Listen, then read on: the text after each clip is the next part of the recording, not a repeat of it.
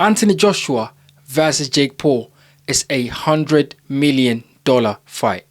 Anthony Joshua is going to make a lot of money. And to be fair, a lot of fighters would do the same as Anthony Joshua. A lot of people will fight Jake Paul for less than what Anthony Joshua is making. And that is absolutely fine. However, what a lot of people are not talking about is the implication of this fight on Anthony Joshua's legacy. And Jake Paul talked about two things during the press conference that I think is worth discussing in this video.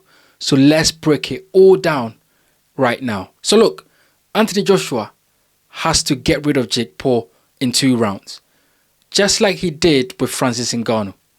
He cannot play with Jake Paul. He cannot go in there and, play as if it was some simulation and some sparring session.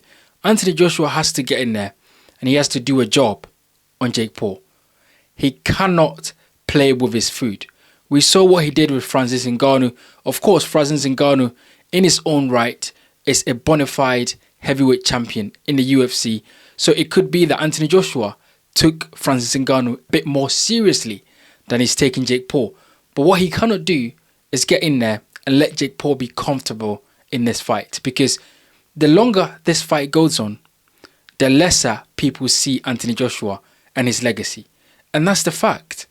Yes, Joshua is going to make a lot of money. Yes, this is not a real fight. Although they say it's a real fight, I don't think it's a real fight because I believe in the contract somewhere there are clauses as to what Joshua can do and cannot do in the fight. And we've seen a lot of these clauses in many fights, right? When it's sort of a made up fight or it's sort of an exhibition fight, there's always clauses in there as to what fighters can do and cannot do. So I think Joshua would be bound by certain clauses in this fight. But that is where it could be detriment to his legacy. Now, the conversation of whether Anthony Joshua is a Hall of Fame fighter or not has been had a few weeks now. And although this fight would not add to Joshua's legacy, it can only take away from Joshua's legacy because of the type of fighter Joshua is fighting. Jake Paul, who is a YouTuber, who I believe is area level, not even British level. There's a lot of people right now in Britain at British level that will beat Jake Paul. I mean, Tommy Fury beat Jake Paul, and Tommy Fury is maybe British level at best. Tommy Fury is not an elite fighter. He's just an okay fighter, really. And he beat Jake Paul. So this is Anthony Joshua, 2-time heavyweight champion of the world, Olympic gold medalist. He's won, so many fights at the top level. Joshua has boxed some of the best fighters we've seen in Alexander Usyk. He's got a wealth of experience that he's bringing into this fight.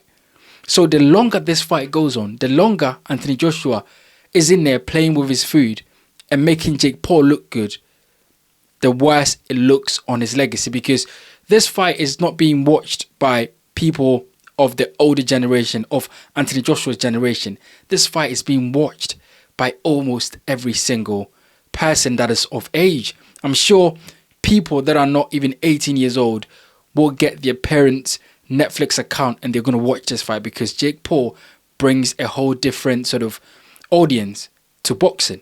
So there's a lot of younger people that have no idea of what boxing is, right? They don't understand boxing. They don't understand the nuances of boxing. A lot of people who are going to watch this fight do not understand who Anthony Joshua is and what he's done in boxing. So what they're seeing and how they're seeing this is Anthony Joshua versus Jake Paul. And that's all they're looking at.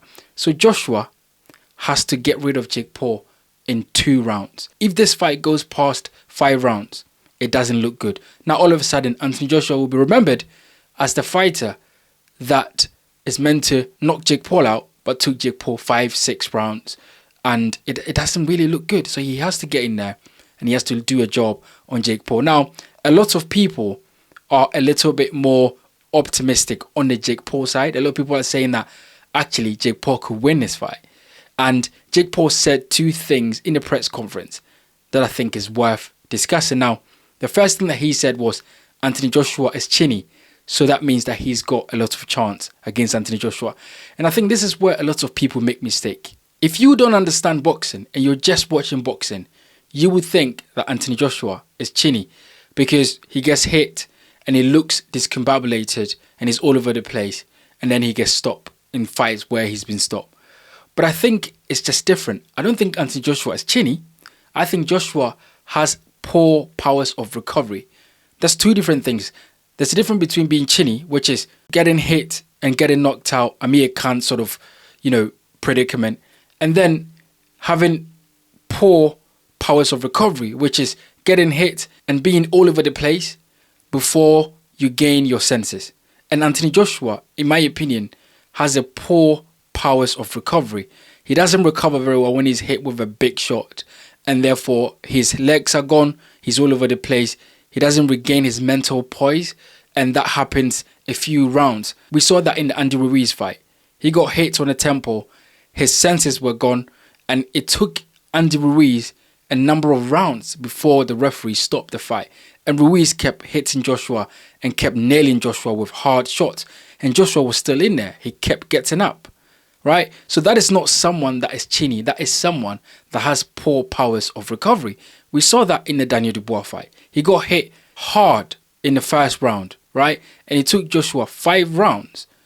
He stayed in there until Daniel Dubois was able to get rid of Joshua in round 5 when he landed that counter on the ropes to get rid of Joshua. So I don't think Joshua is chinny.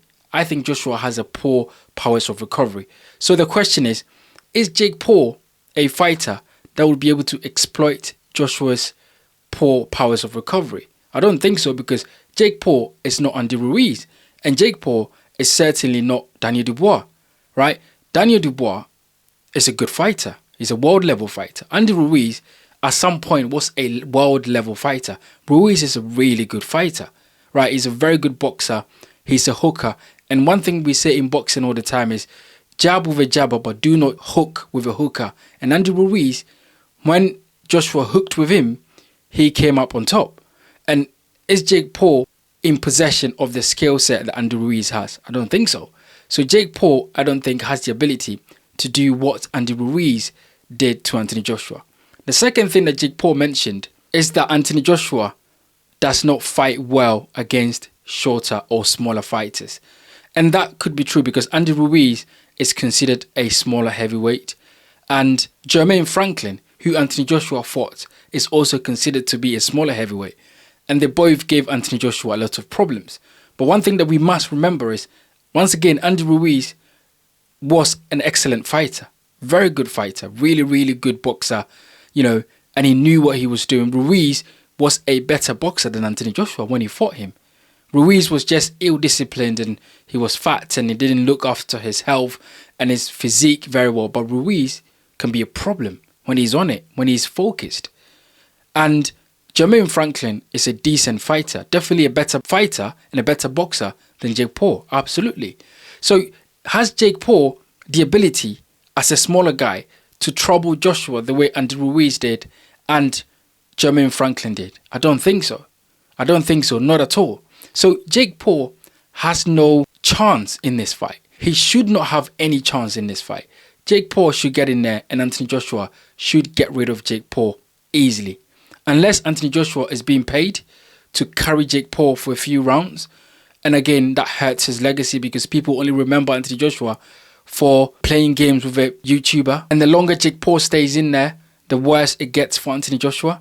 So look, I don't think Joshua can take the risk of letting Jake Paul have fun in this fight. Yes, he's going to make a lot of money, but his legacy is at risk.